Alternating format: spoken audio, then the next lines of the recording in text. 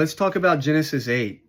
One thing that stuck out to me was the verse 6. It says at the back of end of it, that Noah opened the window of the ark which he had made. I like that, which he had made, because it makes me realize the beauty of the creation that was divinely inspired and mandated by God, but was done by his own hands. Noah built an incredibly gigantic ark. That made him a master carpenter, an amazing craftsman, and an amazing worker. He created it. In the Bible, he gets the credit for making it. He worked in partnership with God. God gave him the heads up. He told him how to do it, what to make it out of, the size of it, the stories, what they would be used for, and everything. In the end, it was Noah who made it. That's what our creative power is in this world. We might create things, even if we give God the credit or not. We are creators. And we're creators because the Creator, who has the power of creation, gave to us his likeness so that we too can create. It's really a beautiful thing. We work in harmony with God, even when we don't admit that it's God working through us. Some of us use our creative power for ill, to have bad intentions or selfish ambition. But it's the nature of creation to be a gift from God. It's truly amazing that we can create. I want to recognize too, on this day, that I understand that my reading of Genesis in many ways is superficial, because you can go so deep with this stuff. If you know Hebrew and you know Greek and you understand the nature of numerology and symbolism, you can go so deep.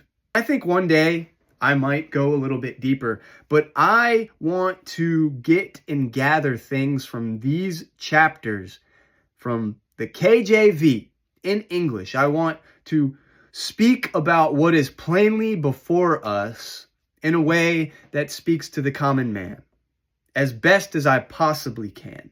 God spoke to Noah before the storm. He said, "Hey man, a storm's coming," and at least that's what's recorded. And he didn't really speak to him again until after the storm and the waters had receded. At that point, he spoke to him when the remnants were completely finished. And God prepared him in the beginning. He was quiet, mostly it seems, during the act of the flood. And he spoke up again after.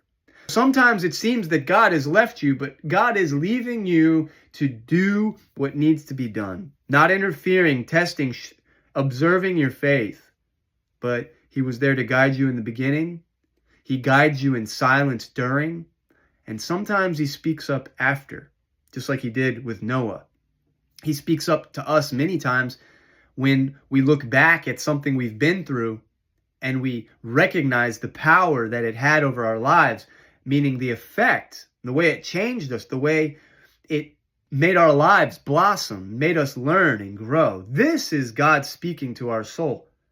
Wisdom coming to us through reflection, recollection, and introspection. I really like a lot of the repetition in the Bible. If you listen to some of my videos, I recently started to edit it out just for brevity's sake. But I use a lot of and this, and this, and this. And the Bible is the same way. I really like it. And the waters decreased, and it came to pass, and he sent forth, and it came to pass, and in the second month, and Noah went forth. And you can go down the line in Genesis and just see all these ands and buts. And I personally think that's a beautiful way to express the language. One thing leading to a next, leading to a next. It's never really final. It's this happens, then this, then this. Life is sequence, time, and motion. It's sequential. It's beautiful. The repetition is beautiful. And even when he says things like the fowls of the air and the creeping things that creepeth upon the earth, he says it numerous times. And it's that repetition that's so beautiful. Even in 21, it says, both of fowl and of cattle and of beast and of every creeping thing that creepeth upon the earth and every man. And then a few sentences later, it says, and every living substance was destroyed, both of man and cattle and the creeping things and the fowl of heaven, and they were destroyed. It's a recap. it draws a person in. It resets the vision of what's occurring. And I really appreciate that language. I also really like that God smelled a sweet savor, because God is the sweet savor, the senses that sense the savor. He is all of it. He had an offering given to him from Noah of clean beasts. He had an offering, and it was so sweet. He smelled the sweet, meaning he was in the physical reality to the point where he had the senses to smell what was before him.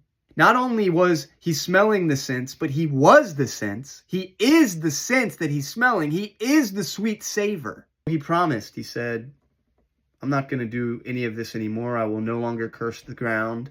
I will no longer kill all of the humans. Throughout that recollection, you can see that there were symbols of peace.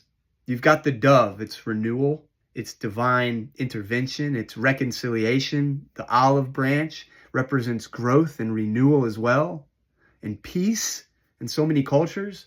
It's just so beautiful. That's Genesis 8 for today. Genesis 9, Lord willing, tomorrow.